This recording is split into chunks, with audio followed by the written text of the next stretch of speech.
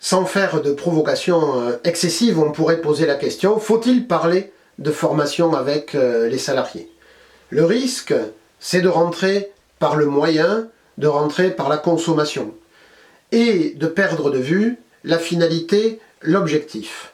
On connaît des entreprises qui diffusent des catalogues dans lesquels le produit n'apparaît pas. Alors ça pourrait paraître un petit peu étrange, mais cela veut dire qu'on identifie la finalité, l'objectif, voilà les compétences que vous voulez développer, voilà le temps qu'il vous faudra mobiliser pour cela, mais on n'a pas de contenu, de programme, d'organisme, de lieu, de modalité. On se met simplement d'accord sur l'équilibre entre voilà ce que je veux obtenir, voilà ce que je suis prêt à consacrer ou ce qu'il faudra faire l'effort de consacrer à l'objectif.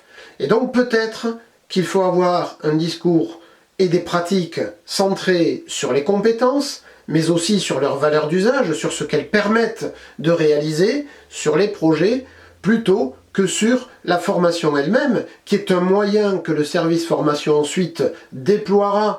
Et on sait qu'aujourd'hui, on peut donner des formes extrêmement diversifiées aux produits de formation qu'on peut mettre à disposition des salariés.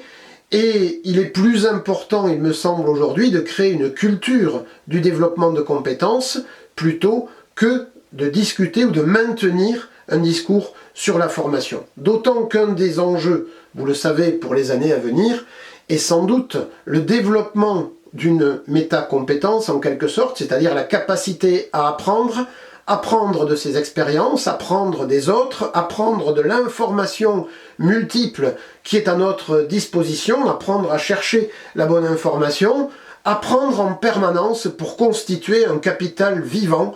Et peut-être que je ne devrais pas d'ailleurs utiliser le mot capital, puisque de plus en plus la compétence est un flux qu'il s'agit de faire vivre, d'entretenir, et non pas quelque chose qui se stocke et dont on serait doté pour la vie. On a une déperdition des compétences parfois aussi rapide que les acquisitions.